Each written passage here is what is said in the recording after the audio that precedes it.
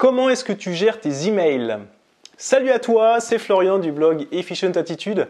J'espère que tu vas bien. Nouvelle vidéo, nouveau format, je te tutoie, j'espère que tu ne m'en voudras pas. Avant de traiter du sujet des emails, qui est un sujet vraiment sérieux, mais je vais essayer de le traiter un petit peu avec humour, avec analogie, je t'invite à télécharger mon petit bouquin gratuit. Tu trouveras le lien au-dessus ou en dessous de cette vidéo. C'est un bouquin, j'y ai mis de l'énergie dedans, j'y ai mis de l'amour, j'y ai mis de l'humour, j'y ai mis des larmes, de la sueur, j'y ai pas mis de sang, mais vraiment, je t'invite à le télécharger, je te donne des petites techniques de productivité que j'applique tous les jours, qui m'aident à passer à l'action, à obtenir des résultats. Donc je t'invite à le lire, ça me ferait très plaisir. Les emails. Pourquoi je te parle des emails? Parce que les emails, je pense que tu es comme moi, tu en reçois tous les jours, aussi bien à titre personnel qu'à titre professionnel. On en reçoit des dizaines par jour, parfois des centaines, ça dépend de ton boulot, ça dépend si tu es populaire ou pas.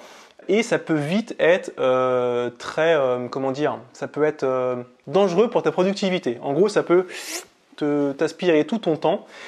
Je vais prendre une analogie. Le facteur, il passe chez toi normalement une fois par jour. Je ne crois pas qu'il passe 2 fois par jour en France, je sais pas, bref.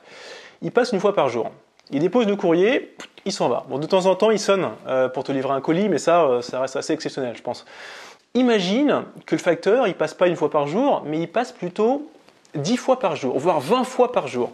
Imagine qu'à chaque fois qu'il passe te livrer une petite lettre, mettre une petite lettre dans la boîte aux lettres, il sonne. Alors, une fois, ça va. 2 fois, tu commences à en avoir marre, mais 3 fois, tu deviendrais fou, quoi. À chaque fois qu'il sonne, tu dis « Laissez-moi tranquille !» Sous réserve que tu bosses de chez toi, comme moi. Bref, autre sujet. Donc, les emails, c'est un petit peu la même chose. Je pense que tu es sûrement comme moi avant, maintenant j'ai fait des efforts là-dessus, on a tendance à laisser son client de messagerie ouvert. Qu'est-ce que ça veut dire? Ça veut dire que par exemple, tu utilises, je sais pas, peut-être Outlook ou Gmail ou ce que tu veux, généralement, on laisse le programme ouvert tout le temps, et dès qu'on reçoit un mail, pam, petite notification, ou un petit message, ou un petit compteur qui bouge. Donc ce qui fait que tu bosses devant ton ordinateur, tu bosses sur un truc, et là, bim, petite notification. Qu'est-ce que tu fais? Hop, tu regardes, tu vas lire le mail. Alors, pire, c'est que parfois, tu peux avoir ça sur ton téléphone portable. Il est où d'ailleurs? Genre là-dessus. Donc tu le poses sur ton bureau, en même temps, bam, ça sonne sur le téléphone portable.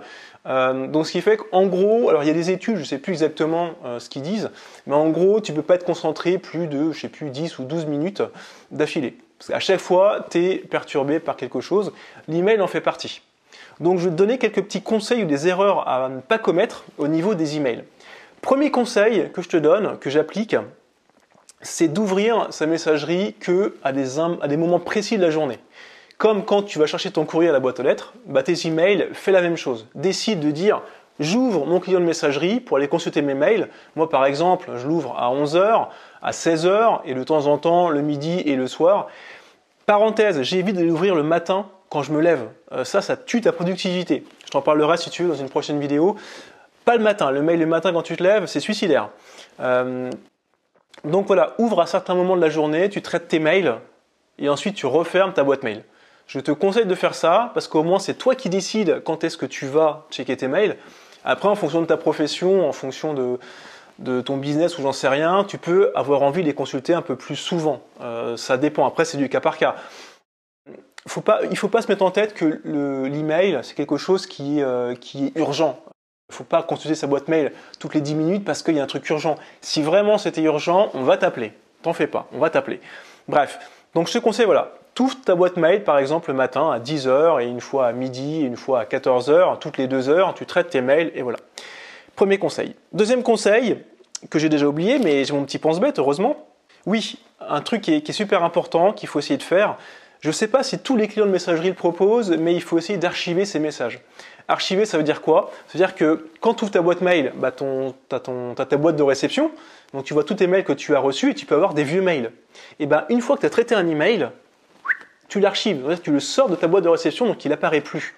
Ce qui fait que quand tu gères parfaitement tes emails, et ça c'est un sujet à part entière, je pourrais refaire des vidéos si ça t'intéresse, quand tu gères tes emails, quand tu arrives dans ta boîte mail, normalement quand tu l'ouvres, tu dois avoir que tes nouveaux messages, que les nouveaux messages, et tu les traites. Il y a des techniques pour traiter les messages, tu peux appliquer par exemple la méthode GTD là-dessus. Je te mets le lien vers une vidéo que j'avais faite sur la méthode GTD pour que tu comprennes un peu la méthode si tu la connais pas. On peut appliquer cette méthode qui est une méthode de gestion des tâches.